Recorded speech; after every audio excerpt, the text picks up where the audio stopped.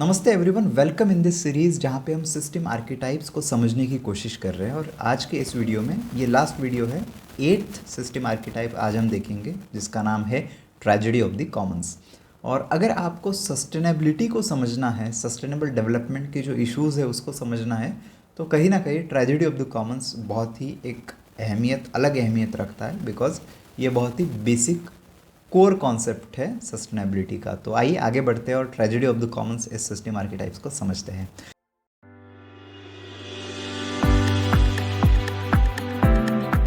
ये आपको बहुत जगह पे देखने को मिलेगा। हम इसका एग्जाम्पल के साथ भी समझते हैं। पहले मैं आपको कॉजल लूप डायग्राम समझाता हूँ।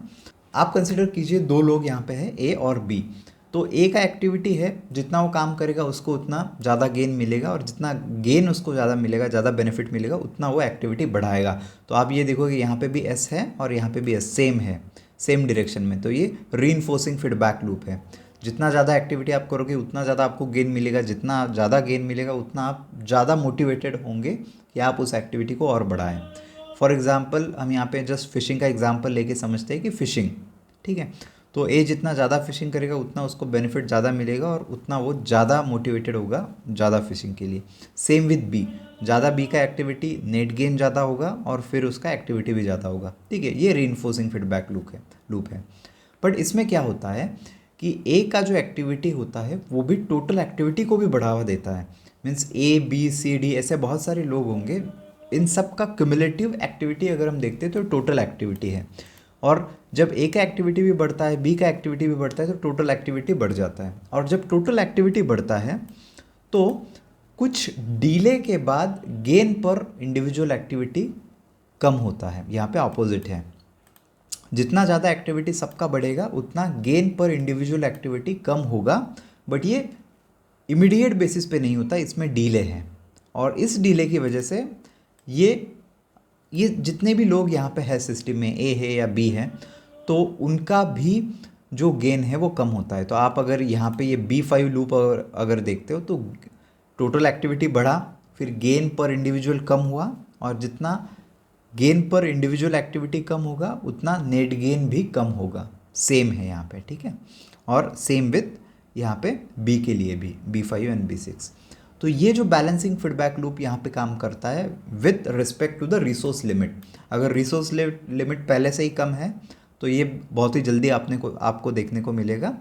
और अगर रिसोर्स लिमिट काफ़ी ज़्यादा है तो इनिशियली आपको लगेगा कि this is infinite resource, infinite potential, और आप कितना भी वहाँ से एक्सट्रैक्ट कर सकते हो, कितना भी वहाँ से आउटकम निकाल सकते हो। बट ऐसा नहीं होता। तो ट्रेजेडी ऑफ द कॉमन्स आपको बहुत सारी जगह पे देखने को मिलेगा और हम इसको एग्जाम्पल के साथ भी समझेंगे।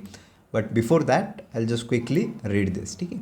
इन tragedy of the common structure each person pursues actions which are individually beneficial, let's say R1 and R2. If the amount of activity grows too large for the system to support, however, the commons become experiences diminishing benefits. तो यहाँ पे Commons मतलब क्या है कि जो shared resource है तो उसको हम कॉमन्स यहाँ पे बोल सकते हैं। लेट्स से एयर है या वाटर है, या आप माइनिंग कर रहे हो या फिशिंग कर रहे हो, या आपका पास्चर है और वहाँ पे आपके लेट्स से कैटल है।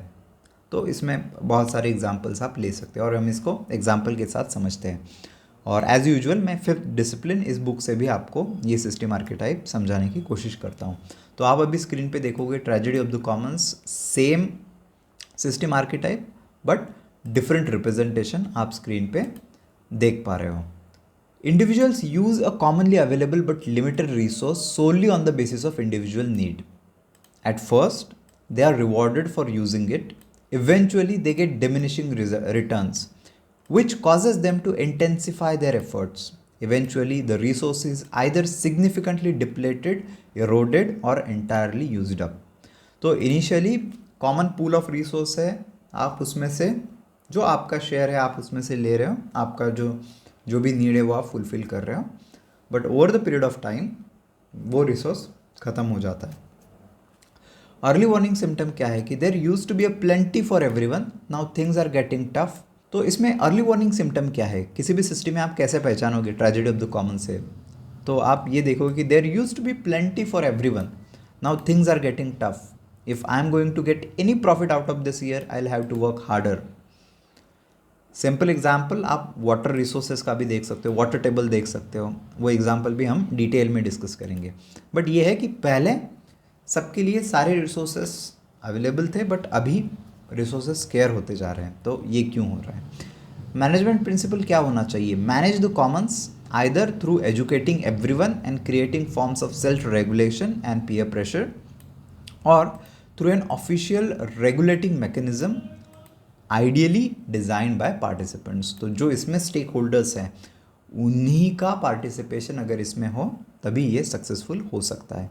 तो इसके बहुत सारे एग्जांपल आप देख सकते हो कि इसमें से एक एग्जांपल मैं यहाँ पे आपको एक्सप्लेन करता हूँ। जो बिजनेस स्टोरी यहाँ पे दी गई है, several divisions of company agreed to share a retail sales force. आप ये इमेजिन कीजिए कि एक ऑर्गेनाइजेशन है जो बहुत सारे अलग अलग प्रोडक्ट बनाती है, for example consumer goods products हो सकते हैं, और उसके सेवरल डिवीजन हैं, बट हर एक डिवीजन में सेल्स फोर्स, उनकी सेल्स टीम नहीं हो सकती। तो उन्होंने एक कॉमन रिटेल सेल्स फोर्स रखने के लिए सबने अग्री किया initially. Each district manager was initially concern that the share sales force wouldn't give enough attention to his और her particular business and that volume would decline. One particularly aggressive manager advised all his account managers to set higher sales target than were truly needed so that the sales force would at least give them the minimum support they needed। और ये आप बहुत सारे organisations में देखने को आपको मिलेगा। इट्स हम क्या बोल सकते हैं इसको, लैक ऑफ ट्रस्ट है, लैक ऑफ ट्रांसपेरेंसी है, बट बहुत बार टारगेट्स आपको ज़्यादा दिए जाते हैं। एक मैनेजर ने, उस सारे डिवीज़न में से एक मैनेजर ने क्या किया कि उसको लगा कि हमें जितना चाहिए उतना आउटकम इस कॉमन रिसोर्स से नहीं मिल पाएगा, तो उसने एग्रेसिवली ज़्यादा टारगेट देना शुरू किया सो दैट कम भी टारगेट अगर वो अचीव करे तब भी हमारा काम हो जाए। The other division saw this division pushing for extra work and decided to employ the same strategy. The new sales force manager wanted accommodate all of their clients, so they continue to accept the higher request from the divisions. तो initially तो आपको outcome मिलेगा। This created a tremendous overburden of work, lowered performance and increase turnover. लोग छोड़ के चले गए। Pretty soon, joining the retail sales force was only slightly more popular than joining the French Foreign Legion, and each division had to go back to maintaining its own sales force। बहुत जल्दी ही ऐसी situation आ गई कि इस sales force में कोई भी नया पर्सन आने के लिए तैयार नहीं है, या अगर कोई आता भी है तो they are not good in the sense कि आप टैलेंट को अट्रैक्ट नहीं कर पा रहे हैं, और बाद में ये पूरा प्लान ही इनको कैंसिल करना पड़ा। तो ये एक ऑर्गेनाइजेशन का स्टोरी है, एक स्टोरी आप देख सकते हो, और बहुत सारे एग्जांपल आपको इसमें देखने को मिलेंगे, जैसे exhaustion of shared secretarial pool, deteriorating reputation for customer service. बहुत सारे एग्जांपल है, मैं बहुत ही सिंपल एग्जांपल आपके लिए एक्सप्लेन करता हूँ। But depletion of natural resources by competing companies which mine it, and of course all manner of pollution problems from acid rain to ozone depletion and greenhouse effect, everything comes under the tragedy of the commons। दो example के साथ हम इसे समझते हैं। एक example मैं लेता हूँ वाटर टेबल, ठीक है। आप रूरल एरिया भी ले सकते हैं या अर्बन एरिया भी ले सकते हैं। रूरल का भी एग्जाम्पल लेते हैं। अगर आप 1924 100 साल पीछे की अगर बात करते हैं, जितना वाटर टेबल उस वक्त था उससे आज काफ़ी कम हो गया है, काफ़ी नीचे गया है। तो अगर आपको बोरवेल लेना है, अगर उस वक्त लेट से 50 फीट पे आपको अगर पानी मिलता था, तो आज 200, 500, 700, 1000 फीट तक भी आपको ड्रिलिंग करनी पड़ती। आप ये रूरल में भी देखोगे और अर्बन एरिया में। लेट से बेंगलोर का एग्जांपल हम लेते हैं। इमेजिन कीजिए कि सब लोग बोरवेल से वाटर एक्सट्रैक्ट कर रहे हैं और सबके पास लेट से हाफ HP की वाटर पंप है। तो सबकी हाफ HP का पंप है, तो सब वहाँ से वाटर एक्सट्रैक्ट कर रहे हैं। बट धीरे धीरे इससे टोटल एक्टिविटी बढ़ रही है, ठीक है। और कुछ समय के बाद आप देखोगे गेन पर इंडिविजुअल कम हो रहा है, मतलब हाफ HP के मोटर आपने लगा दिए बट फिर भी आपका वाटर आपको समर में नहीं मिल रहा। तो ए ने क्या किया कि हाफ HP की जगह पे 1 HP की मोटर लगा दी उसने, और डीप बोरवेल ले लिया। तो इससे क्या हुआ, ए का आउटकम तो बढ़ गया, नेट गेन तो बढ़ गया। बट ये बी ने भी देखा, तो बी ने भी सेम रीइंफोर्सिंग लूप यहाँ पे और ऐड किया, तो उसने भी 1 HP का मोटर लगा दिया, और रिसोर्स लिमिट भी यहाँ पे है। तो आप ये देखोगे कि ये ट्रेजेडी ऑफ द कॉमन्स है, जहाँ पे कॉमन रिसोर्स पूल है और हर कोई रिसोर्स का बेनिफिट उसको ज़्यादा मिल रहा है compare to the loss to the all. तो ये आप एयर पोल्यूशन, दिल्ली का अगर एयर पोल्यूशन की बात अगर आप देखते हो तो इंडिविजुअल का गेन वहाँ पे है, बट अगर वहाँ पे रिसोर्स लिमिट है तो ये कॉमन्स जो है, मतलब जो कॉमन रिसोर्स पूल है वो सबके लिए डिग्रेड होता है। और ये एक बहुत ही आपको पर्टिनेंट एग्जांपल आप इस समय में देख सकते हो। और सेकंड एग्जांपल मैं आपके साथ शेयर करता हूँ, जो कि बहुत ही कॉमन एग्जांपल है, जो first time tragedy of the Commons concept explain किया गया था तो उसमें ये एग्जांपल था। तो आप इमेजिन कीजिए कि एक पास्चर है, हम लेट से 400-500 साल पीछे चले जाते हैं। एक कॉमन ग्रेजिंग लैंड है, आप इमेजिन कीजिए 10 एकड़ का, और उसमें 10 फार्मर्स हैं और हर एक के पास 10 कैटल है, ठीक है। तो 10 फार्मर्स 10 कैटल ईच, तो 100 कैटल इसमें हो गए। तो आप इमेजिन कीजिए उस 10 में से एक जो पर्सन है उसने ये सोचा कि यहाँ पे रिसोर्स तो काफ़ी है, ठीक है, जो पास्चर हमारे पास है 10 एकड़, इसमें मेरे पास अभी 10 कैटल है, अगर मैं इसमें एक कैटल और बढ़ा देता हूँ, एक काऊ या बफेलो और बढ़ा देता हूँ, तो मेरा नेट आउटपुट है, मेरा जो नेट गेन है वो बढ़ जाएगा। On the other hand common में तो कुछ इशू होगा नहीं, तो उसने एक बढ़ा दिया, ठीक है। और सिमिलर वे में बाकी लोगों ने भी यही सोचा कि हम एक एक रिसोर्स और बढ़ा देते, एक एक कैटल और बढ़ा देते और इससे हमारा नेट गेन ज़्यादा बढ़ेगा। तो आप ये देखोगे कि इनिशियली एक साल में आप देखोगे कि ठीक है, उनका इंडिविजुअल नेट गेन तो बढ़ गया। अब सेकंड ईयर वो क्या सोचेगा कि मेरा एक, अगर मैंने काऊ या बफेलो बढ़ा दी तो मेरा नेट इनकम तो बढ़ गया, क्यों ना दूसरे साल में और 2 रिसोर्स और बढ़ा दूँ, और 2 बफेलो बढ़ा दूँ, और 2 काऊ बढ़ा दूँ, और इस तरीके से वो बढ़ाता गया। सिमिलर वे में बाकी लोग भी इंसेंटिवाइज है कि उनका अगर वो लेट से ज़्यादा एक्सट्रैक्ट करते हैं तो उनका नेट गेन बढ़ेगा। कुछ समय के बाद में उसका जो कैपेसिटी है इन सब को सस्टेन करने की वो ख़त्म हो जाएगी, उस सॉइल की जो कैपेसिटी हो इन सब कैटल को फीड करने की वो ख़त्म हो जाएगी। और यही है tragedy of the Commons.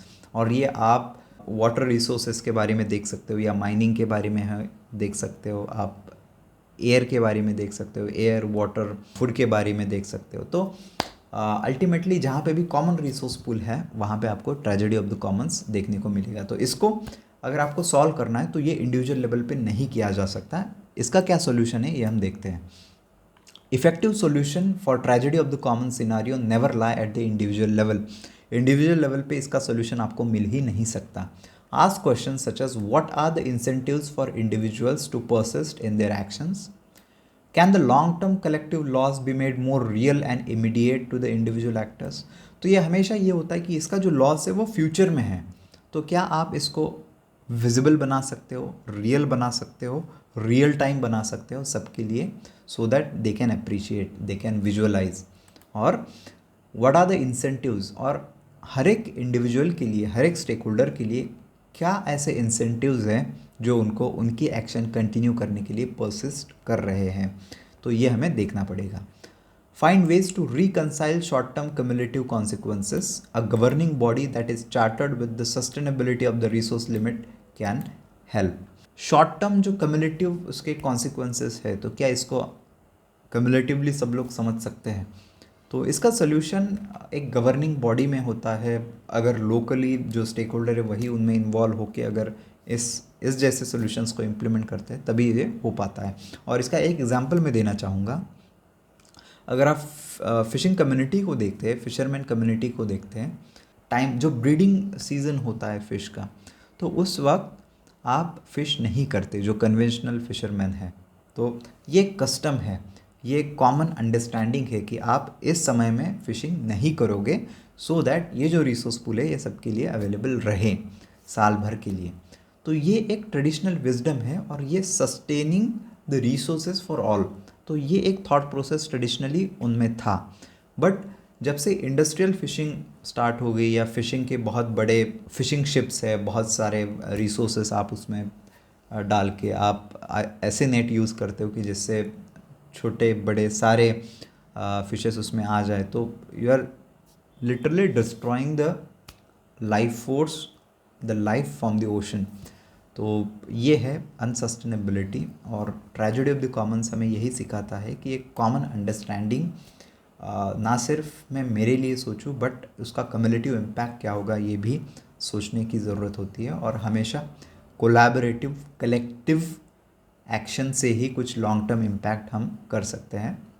But of course उसका start personal individualise attempt activity से ही होता है। तो आई होप इस वीडियो से और इस कंप्लीट वीडियो सीरीज से जिसमें हमने डिफरेंट सिस्टम आर्किटाइप्स को देखा है तो आपको कुछ इसमें इंसाइट्स मिले होंगे।